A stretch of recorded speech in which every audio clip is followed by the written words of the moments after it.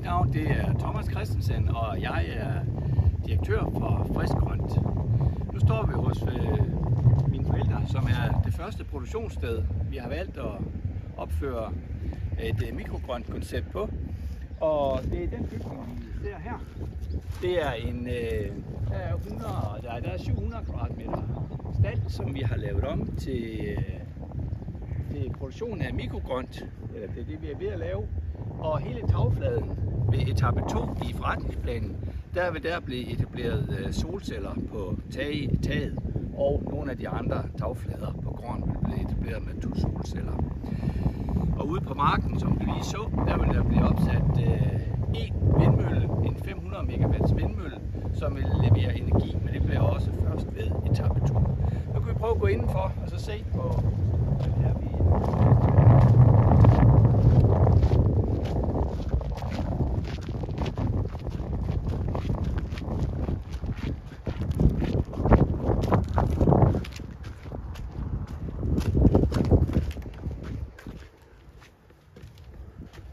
Det har været en traditionel staldbygning, som vi har lavet om. Der har været inventar og spaltestal over det hele. Men det vi har lavet indtil nu, det er, at vi har støbt gulv over det hele, lavet nyt kloaksystem, lavet nyt vandsystem i bygningen, så vi kan bruge det til produktion af mikrogrønt. Og den bygning, rum vi står i nu, det er etape 2. Så det er, når der bliver fyldt op med reoler og lys og vand og ventilation til produktion af mikrogrønt, så kan vi have en produktion på de der 120-150 kilo per dag. Nu prøver vi at gå ned til området, hvor vi skal starte produktionen. Og det vil sige, at det er hernede i det rum, vi skal fylde bakker op med jord. Vi skal tilså dem med frø. Og vi skal også i det rum her høste og vaske. Så der er 3 funktioner, vi skal lave i det rum her. Og der er lavet forskellige kloaksystemer her, som vi skal bruge, når tingene skal gøres rene og vaskes. Men ellers bliver der 3 forskellige linjer her. Den første linje dernede, det er en, hvor vi tilsår bakkerne. Og jeg kommer til i forretningsplanen, der kan se, hvad det er for noget udstyr, der bliver sat på, og hvad det koster. Så har vi en linje, hvor det bliver vask af bakker. Alle bakker, der er blevet anvendt, skal vaskes og gennemlyses med UV for at få det steriliseret. Og så bliver der en linje, hvor vi skal høste automatisk. Og der bliver et vejetårn, hvor vi kan få det alt mikrogrønt vejet ned i poser af 100 gram og 500 gram. Når bakkerne de er tilsået, så bliver de sat ind i et reolvogn, som vi kører ind her ved siden af. Og det er her, vi har vores spirerum.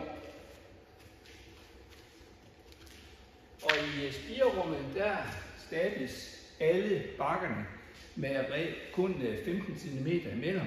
Men så bliver der lavet reolsystemer her, hvor de bliver sat ind på. Og der bliver lavet et klimaanlæg, der styrer temperaturen. Her skal vi have en lidt højere temperatur og lidt højere luftfugtighed herinde, således at vi sikrer en god spiringsprocent på bakkerne. Når de har stået herinde i 3-5 dage, bliver de kørt over på en ny vogn og kørt ind og skal have LED-lys. Nu prøver vi at gå ind i rummet, som hører til etape 1.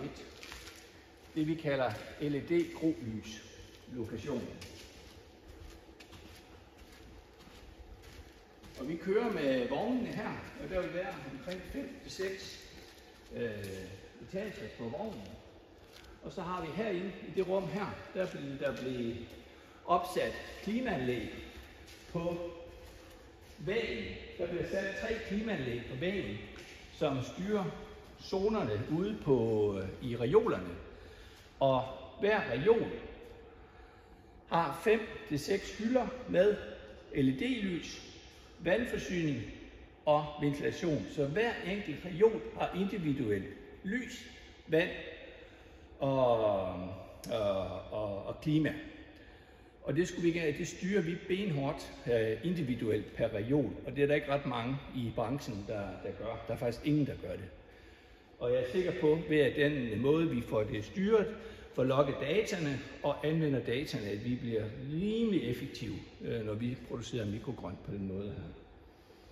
Men det her, det er areal, det er det rum, vi skal have fyldt op med LED nu, og det rum her, der kan vi producere omkring 35-48 kilo om dagen, og har en rotationshastighed per grobakke herinde, der står på 36 gange. Så en hylde kan vi høste på 36 gange om året. Godt. Vi har selvfølgelig også lavet noget administrativt i bygningen. Og det er egentlig det her koncept, vi gerne vil brede ud i hele Danmark, hvor vi tager en stald, som den her, laver om og sætter et produktionssystem ind, som vi selvfølgelig har testet her og fået til at fungere. Det skulle vi gerne kunne rulle ud på 5-6 lokationer rundt omkring i Danmark, således at vi kan blive dækket landet 100% med det forretningskoncept, vi har i tankerne. Her har vi det hjørne her, der har vi sat nogle vægge op, og så har vi et kontor og bad og fællesfaciliteter herinde. Vi går herinde ganske hurtigt.